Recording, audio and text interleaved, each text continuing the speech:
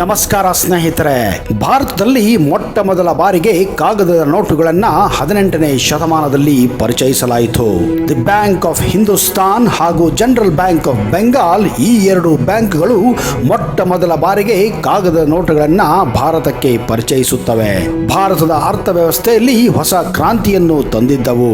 ಹಾಗೆಯೇ ಭಾರತದಲ್ಲಿ ಬಳಸುವಂತಹ ನೋಟುಗಳನ್ನ ಮೊಟ್ಟ ಮೊದಲ ಬಾರಿಗೆ ರೂಪಾಯಿ ಎಂದು ಕೂಡ ಕರೆಯಲಾಯಿತು. ಭಾರತದಲ್ಲಿ ಕರೆನ್ಸಿಯನ್ನು ನೋಟು ಹಾಗೂ ನಾಣ್ಯಗಳ ಮೂಲಕ ಬಳಸಲಾಗುತ್ತದೆ. ಇವತ್ತಿನ ಕಾಲದಲ್ಲಿ 1 ರೂಪಾಯಿ, 2 ರೂಪಾಯಿ, 5 ರೂಪಾಯಿ, 10 ರೂಪಾಯಿ, 20, 50 ರೂಪಾಯಿಗಳಷ್ಟು ನಾವು ನಾಣ್ಯಗಳನ್ನ ಬಳಸುತ್ತೇವೆ. ಹಾಗೆಯೇ 10, 20, 50, 500, 2000 ರೂಪಾಯಿ ನೋಟುಗಳ ಕೂಡ ಬಳಕೆಯಲ್ಲಿವೆ. ಈ ನೋಟುಗಳನ್ನೇ, ಈ ನಾಣ್ಯಗಳನ್ನೇ ಮಾರುಕಟ್ಟೆಯಲ್ಲಿ ಸಾಮಾನುಗಳನ್ನು ಖರೀದಿ ಮಾಡೋಕೆ ಹಾಗೂ ವಿನಿಮಯ ಮಾಡಿಕೊಳ್ಳಲಿಕ್ಕೆ ಬಳಸಲಾಗುತ್ತದೆ. ಈಗಲೂ ನಮ್ಮ ಜೇಬುಗಳಲ್ಲಿ ಈ ನಾಣ್ಯಗಳು, ಈ ನೋಟುಗಳು ಇದ್ದೇ ಇರುತ್ತವೆ. ಇದನ್ನ ನಾವು ಪ್ರತಿನಿತ್ಯ ಬಳಸುತ್ತಾನೆ ಇರುತ್ತೇವೆ. ಆದರೆ ಈ ನಾಣ್ಯಗಳು, ಈ ನೋಟುಗಳು ಎಲ್ಲಿ ತಯಾರಾಗುತ್ತವೆ, ಯಾವ ಪ್ರಮಾಣದಲ್ಲಿ ತಯಾರಾಗುತ್ತವೆ, ಯಾವ ಕಾಗದವನ್ನು ಬಳಸಲಾಗುತ್ತದೆ, ಯಾವ ಬಣ್ಣವನ್ನು ಬಳಸಲಾಗುತ್ತದೆ, ಯಾವ ಖನಿಜವನ್ನು ನಾಣ್ಯಗಳಿಗೆ ಬಳಸಲಾಗುತ್ತದೆ, ಈ ಎಲ್ಲ ಮಾಹಿತಿಯನ್ನ ಈ ವಿಡಿಯೋದಲ್ಲಿ ನಿಮಗೆ ಕೊಡಕ್ಕೆ ಹೋಗ್ತಾ ಇದ್ದೀನಿ. ಒಂದು ವೇಳೆ ನೀವು ಈ ಚಾನೆಲ್ ಅನ್ನು ಇನ್ನೂ ಸಬ್ಸ್ಕ್ರೈಬ್ ಮಾಡದೇ ಇದ್ರೆ ದಯವಿಟ್ಟು ಈಗಲೇ ಸಬ್ಸ್ಕ್ರೈಬ್ ಮಾಡಿ, ಜೊತೆಗೆ ಬೆಲ್ ಐಕನ್ ಕೂಡ ಪ್ರೆಸ್ ಮಾಡಿ. ಸ್ನೇಹಿತರೆ, ಮೊದಲಿಗೆ ರೂಪಾಯಿಯ ಸಂಕ್ಷಿಪ್ತ ಇತಿಹಾಸವನ್ನ ತಿಳಿದುಕೊಳ್ಳೋಣ.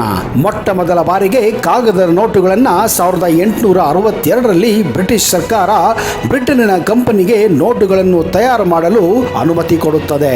1920ರವರೆಗೂ ಭಾರತದಲ್ಲಿ ಚಲಾವಣೆಯಾಗುತ್ತಿದ್ದಂತಹ ಕಾಗದದ ನೋಟುಗಳು ಇದೇ ಬ್ರಿಟಿಷ್ ಕಂಪನಿ ಬ್ರಿಟನ್ನಿನಲ್ಲಿ ಎಲ್ಲ ನೋಟುಗಳು ಪ್ರಿಂಟ್ ಆಗುತ್ತಿದ್ದವು. ಮೊಟ್ಟ ಮೊದಲ ಬಾರಿಗೆ 1926ರಲ್ಲಿ ಮಹಾರಾಷ್ಟ್ರ ರಾಜ್ಯದ ನಾಸಿಕ್ನಲ್ಲಿ ಮೊಟ್ಟ ಮೊದಲ ಬಾರಿಗೆ ಭಾರತದ ರೂಪಾಯಿ ನೋಟುಗಳನ್ನು ಪ್ರಿಂಟ್ ಮಾಡಲು ಪ್ರಾರಂಭಿಸಲಾಗಿತ್ತು. ಆದರೆ ಈ ನೋಟುಗಳಿಗೆ ಬೇಡಿಕೆ ಜಾಸ್ತಿ ಇರುವುದರಿಂದ ಬ್ರಿಟನ್ನಲ್ಲಿ ಕೂಡ ಈ ನೋಟುಗಳು ತಯಾರಾಗುತ್ತಿದ್ದವು. ಕಾಲಕ್ರಮೇಣ ಸ್ವಾತಂತ್ರ್ಯದ ನಂತರ ಭಾರತ ಸರ್ಕಾರ ಮೊಟ್ಟ ಮೊದಲ ಬಾರಿಗೆ ಎರಡನೆಯ ನೋಟು ಪ್ರಿಂಟಿಂಗ್ ಪ್ರೆಸ್ ಅನ್ನ 1975ರಲ್ಲಿ ಈಗಿನ ಮಧ್ಯಪ್ರದೇಶದ ದೇವಾಸ್ ಎಂಬಲ್ಲಿ ಪ್ರಿಂಟಿಂಗ್ ಪ್ರೆಸ್ ಅನ್ನ ಪ್ರಾರಂಭ ಮಾಡುತ್ತದೆ. ಅಷ್ಟಾದರೂ ಈ ನೋಟುಗಳ ಬೇಡಿಕೆ ಅತಿ ಹೆಚ್ಚಾಗಿತ್ತು. ಇದೇ ಕಾರಣ ಭಾರತ ಸರ್ಕಾರವು ಕೂಡ ನೋಟುಗಳನ್ನ ಅಮೆರಿಕ, ಕೆನಡಾ ಹಾಗೂ ಬ್ರಿಟನ್ಗಳಿಂದ ಪ್ರಿಂಟ್ ಮಾಡಿಸಿ ಇಂಪೋರ್ಟ್ ಮಾಡುತ್ತಿದ್ದರು. ಕಾಲಕ್ರಮೇಣ ಈ ನೋಟುಗಳ ಬಳಕೆ ಜಾಸ್ತಿ ಆಗುತ್ತಿದ್ದಂತೆ ಭಾರತ ಸರ್ಕಾರ 1999ರಲ್ಲಿ ಕರ್ನಾಟಕದ ಮೈಸೂರಿನಲ್ಲಿ 3ನೆಯ ನೋಟುಗಳ ಪ್ರಿಂಟಿಂಗ್ ಪ್ರೆಸ್ ಅನ್ನ ಪ್ರಾರಂಭ ಮಾಡುತ್ತದೆ.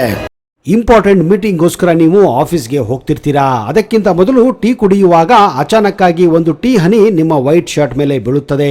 ಈ ಕಡೆ ಇಂಪಾರ್ಟೆಂಟ್ ಮೀಟಿಂಗು, ಶರ್ಟ್ ಕೂಡ ಹಾಳಾಗಿ ಹೋಗಿದೆ, ಮನೆಗೆ ಹೋಗಿ ಕ್ಲೀನ್ ಬೇರೆ ಮಾಡಕ್ಕಾಗಲ್ಲ. ಆವಾಗ ನಿಮ್ಮ ಉಪಯೋಗಕ್ಕೆ ಬರುತ್ತೆ ಕಲೆಗಳನ್ನ ತಕ್ಷಣವೇ ತೆಗೆಯುವ ಈ ಮ್ಯಾಜಿಕ್ ರೋಲರ್. ಇದನ್ನ ನೀವು ನಿಮ್ಮ ಪಾಕೆಟ್ ನಲ್ಲಿ, ನಿಮ್ಮ ಪರ್ಸ್ ಅಲ್ಲಿ, ಬ್ಯಾಗ್ ಅಲ್ಲಿ ಕೂಡ ಇಟ್ಟುಕೊಳ್ಳಬಹುದು. ಇದೇ ರೀತಿ ಮಕ್ಕಳ ಯೂನಿಫಾರ್ಮ್ ಅನ್ನ ಗಲೀಜು ಮಾಡಿದಾಗ, ಶೂಸ್ಗಳು ಕಲೆಯಾದಾಗ, ನಿಮ್ಮ ಕಾಸ್ಟ್ಲಿ ಸಿಲ್ಕ್ ಸಾರಿ ಮೇಲೆ ಕಲೆ ಬಿದ್ದಾಗ ಈ ಮ್ಯಾಜಿಕ್ ರೋಲರ್ ನ ಬಳಸಿ ಇನ್ಸ್ಟಂಟ್ ಆಗಿ ನೀವು ಕಲೆಗಳನ್ನ ತೆಗೆಯಬಹುದು. ಇದು 100% ಸೇಫ್ ಹಾಗೂ ನಾನ್ ಟಾಕ್ಸಿಕ್ ಕೂಡ ಆಗಿದೆ. ಇದರ ಬೆಲೆ ಕೇವಲ 449 ಮಾತ್ರ. ಕ್ಯಾಶ್ ಆನ್ ಡೆಲಿವರಿ ಕೂಡ ಇದೆ. ಈ ಮ್ಯಾಜಿಕ್ ರೋಲರ್ ನ ಆರ್ಡರ್ ಮಾಡಲು ಈಗಲೇ ಡಿಸ್ಕ್ರಿಪ್ಷನ್ ನಲ್ಲಿರುವ ಲಿಂಕ್ ಅನ್ನ ಕ್ಲಿಕ್ ಮಾಡಿ ಆರ್ಡರ್ ಮಾಡಿ. ಹಾಗೆಯೇ 2000 ಇಸ್ವಿಯಲ್ಲಿ ಪಶ್ಚಿಮ ಬಂಗಾಳದ ಸಲ್ಬೋನಿ ಎಂಬಲ್ಲಿ ಇನ್ನೊಂದು, ಅಂದರೆ 4ನೆಯ ಪ್ರಿಂಟಿಂಗ್ ಪ್ರೆಸ್ ಅನ್ನು ಕೂಡ ಪ್ರಾರಂಭ ಮಾಡುತ್ತದೆ. ಇಲ್ಲಿಯವರೆಗೂ ಕೂಡ ಈ 4 ಪ್ರಿಂಟಿಂಗ್ ಪ್ರೆಸ್ಗಳಲ್ಲೇ ನಮ್ಮ ಭಾರತದ ಕರೆನ್ಸಿ ನೋಟುಗಳು ಇಲ್ಲಿಯೇ ಪ್ರಿಂಟ್ ಆಗುತ್ತವೆ. ಸದ್ಯಕ್ಕೆ ಬೇರೆ ಯಾವ ದೇಶದಿಂದ ನೋಟುಗಳನ್ನ ಆಮದು ಮಾಡಿಕೊಳ್ಳುವುದಿಲ್ಲ. ಹಾಗೆಯೇ ಭಾರತದಲ್ಲಿ ಬಳಸಲಾಗುವಂತಹ ನಾಣ್ಯಗಳು ಭಾರತ ಸರ್ಕಾರದ ಟಂಕಶಾಲೆಯಲ್ಲಿ ತಯಾರಾಗುತ್ತವೆ. ಈ ಟಂಕಶಾಲೆಗಳು ಭಾರತದಲ್ಲಿ ಮುಂಬೈ, ಹೈದರಾಬಾದ್, ಕಲ್ಕತ್ತಾ ಹಾಗೂ ನೋಯ್ಡಾಗಳಲ್ಲಿವೆ. ಪ್ರತಿಯೊಂದು ನಾಣ್ಯಗಳು ತನ್ನದೇ ಆದ ವಿಶೇಷತೆ ಹಾಗೂ ವಿಶಿಷ್ಟತೆಯನ್ನು ಹೊಂದಿದೆ. ಪ್ರತಿ ನಾಣ್ಯದ ಮೇಲೆ ಒಂದು ಚಿಹ್ನೆ ಇರುತ್ತದೆ. ಈ ಚಿಹ್ನೆಯನ್ನು ನೋಡಿಯೇ ನಾವು ಹೇಳಬಹುದು ಈ ನಾಣ್ಯ ಎಲ್ಲಿ ತಯಾರಾಗಿದೆ ಅಂತ. ಉದಾಹರಣೆಗೆ, ನಾಣ್ಯದ ಈಸುವೆ ಕೆಳಗೆ ಡೈಮಂಡ್ ಅಂದರೆ ವಜ್ರದ ಆಕಾರ ಇದ್ದರೆ ಅದು ಹೈದರಾಬಾದ್ ನಲ್ಲಿ ತಯಾರಾಗುತ್ತಿದೆ ಎಂದು ಹೇಳಬಹುದು. ಹಾಗೆಯೇ ಈಸುವೆಯ ಕೆಳಗಡೆ ಒಂದು ಬಿಂದು ಇದ್ದರೆ ಅಂತಹ ನಾಣ್ಯ ನೋಯ್ಡಾದಲ್ಲಿ ತಯಾರಾಗಿದೆ ಆಗಿದೆ ಎಂದು ಹೇಳಬಹುದು. ಇನ್ನು ಮುಂಬೈಯಲ್ಲಿ ತಯಾರಾಗುವ ನಾಣ್ಯಗಳು ಇಸುವೆಯ ಕೆಳಗೆ ಸ್ಕ್ವೇರ್ ಆಕಾರದ ಚಿಹ್ನೆ ಇರುತ್ತದೆ. ಹಾಗೆಯೇ ಕೋಲ್ಕತ್ತಾದಲ್ಲಿ ತಯಾರಾಗುವ ನಾಣ್ಯಗಳ ಇಸುವೆಯ ಕೆಳಗೆ ಯಾವ ಚಿಹ್ನೆಯೂ ಇರುವುದಿಲ್ಲ. ಇನ್ನು ಕಾಗದದ ನೋಟುಗಳ ಬಗ್ಗೆ ಹೇಳುವುದಾದರೆ ಮಧ್ಯಪ್ರದೇಶದ ದೇವಾಸ್ ಎಂಬಲ್ಲಿ 10 ರೂಪಾಯಿ, 50 ರೂಪಾಯಿ ಹಾಗೂ 500 ರೂಪಾಯಿ ಮೌಲ್ಯದ ನೋಟುಗಳು ಇಲ್ಲಿ ಪ್ರಿಂಟ್ ಆಗುತ್ತವೆ. ನಮ್ಮ ಕರ್ನಾಟಕ ರಾಜ್ಯದ ಮೈಸೂರಿನಲ್ಲಿ 2000 ರೂಪಾಯಿ ನೋಟುಗಳನ್ನು ತಯಾರಿ ಮಾಡುತ್ತದೆ. ಇನ್ನು ಈ ವಿಷಯ ಕೇಳಿದರೆ ನಿಮಗೆ ಆಶ್ಚರ್ಯವಾಗಬಹುದು. ಬರೀ ಮಧ್ಯಪ್ರದೇಶದ ದೇವಾಸ್ನಲ್ಲಿ ಪ್ರತಿ ವರ್ಷ 10 ರೂಪಾಯಿ, 50 ರೂಪಾಯಿ ಹಾಗೂ 500 ರೂಪಾಯಿ ಮೌಲ್ಯದ ನೋಟುಗಳು 265 ಕೋಟಿ ನೋಟುಗಳು ಇಲ್ಲಿ ತಯಾರಾಗುತ್ತವೆ.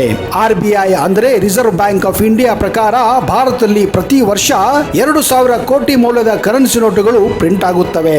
ಇವುಗಳನ್ನು ತಯಾರು ಮಾಡುವುದರಲ್ಲಿ 60% ಕಾಗದ ಹಾಗೂ ಪ್ರಿಂಟ್ ಮಾಡುವ ಕಲರ್ ಮೇಲೆ ಬಳಕೆ ಆಗುತ್ತದೆ.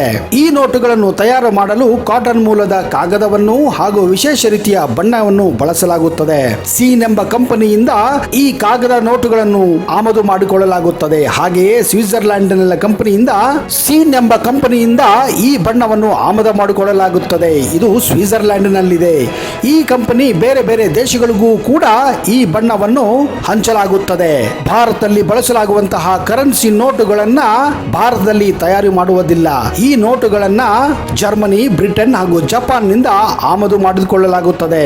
ಹೀಗೆ ಆಮದು ಮಾಡಿದಂತಹ ಕಾಗದವನ್ನ ಮಷೀನಲ್ಲಿ ಹಾಕಲಾಗುತ್ತದೆ. ಇನ್ನೊಂದು ಮಷೀನಿನಲ್ಲಿ ಬಣ್ಣವನ್ನು ಹಾಕಲಾಗುತ್ತದೆ. ಒಂದು ಕಾಗದದ ಶೀಟ್ ನಲ್ಲಿ 26 ರಿಂದ 28 ನೋಟುಗಳನ್ನ ಮುದ್ರಿಸಲಾಗುತ್ತದೆ. ನೋಟುಗಳ ಮಧ್ಯದಲ್ಲಿ ಇರುವಂತಹ ಥ್ರೆಡ್ ಅಂದರೆ ಸಿಲ್ವರ್ ಥ್ರೆಡ್ ಅನ್ನು ಹಾಕಲು ಒಂದು ವಿಶೇಷ ರೀತಿಯ ಮಷೀನ್ ಅನ್ನು ಕೂಡ ಬಳಸಲಾಗುತ್ತದೆ. ಇನ್ನು ಕಾಗದ ನೋಟು ಮೇಲೆ ವಾಟರ್ ಮಾರ್ಕ್ ಅನ್ನು ಹಾಕಲು ಒಂದು ವಿಶೇಷ ರೀತಿಯ ಮಷೀನ್ ಅನ್ನು ಕೂಡ ಬಳಸಲಾಗುತ್ತದೆ. ಪ್ರತಿ ನೋಟಿನ ಮೇಲೆಯೂ ವಿಶೇಷವಾದಂತಹ ಸಂಖ್ಯೆಗಳಿರುತ್ತವೆ. ಇವುಗಳನ್ನ ಯುನಿಕ್ ನಂಬರ್ ಎಂದು ಕೂಡ ಕರೆಯಲಾಗುತ್ತದೆ. ಹೀಗೆ ತಯಾರಾದಂತಹ ನೋಟುಗಳನ್ನ RBI ತನ್ನ 18 ಬ್ರಾಂಚ್ಗಳ ಮೂಲಕ ಎಲ್ಲ ಬ್ಯಾಂಕುಗಳಿಗೆ ಸರಬರಾಜು ಮಾಡುತ್ತದೆ. ಸ್ನೇಹಿತರೆ, ಇಲ್ಲಿಯವರೆಗೆ ನೀವು ನೋಟುಗಳನ್ನ, ಕಾಗದವನ್ನ ಹಾಗೂ ಬಣ್ಣವನ್ನ ಬಳಸಿ ಹೇಗೆ ನೋಟನ್ನ ತಯಾರಿಸುತ್ತಾರೆ ಎಂದು ತಿಳಿದುಕೊಂಡಿರಿ. ಆದರೆ ಒಂದು ನೋಟನ್ನು ತಯಾರಿಸಲು ಹಾಗೂ ಒಂದು ನಾಣ್ಯವನ್ನು ತಯಾರಿಸಲು ಎಷ್ಟು ಖರ್ಚಾಗುತ್ತದೆ ಎಂದು ಈಗ ತಿಳಿದುಕೊಳ್ಳೋಣ. ಉದಾಹರಣೆಗೆ 10 ರೂಪಾಯಿಯ ನೋಟನ್ನು ಮುದ್ರಿಸಲು ತಗುಲುವ ವೆಚ್ಚ 1 ರೂಪಾಯಿ 1 ಪೈಸೆ ಆಗಿರುತ್ತದೆ. ಅಷ್ಟೇ ಖರ್ಚು 50 ರೂಪಾಯಿ ತಯಾರು ಮಾಡಲು ಕೂಡ ಖರ್ಚಾಗುತ್ತದೆ. ಇನ್ನು 100 ರೂಪಾಯಿ ನೋಟನ್ನು ಮುದ್ರಿಸಲು ತಗುಲುವ ವೆಚ್ಚ ಬರೋಬ್ಬರಿ 1 ರೂಪಾಯಿ 51 ಪೈಸೆ. ಹಾಗೆಯೇ 500 ರೂಪಾಯಿ ನೋಟನ್ನು ಮುದ್ರಿಸಲು ತಗುಲುವ ವೆಚ್ಚ 2 ರೂಪಾಯಿ 57 ಪೈಸೆ.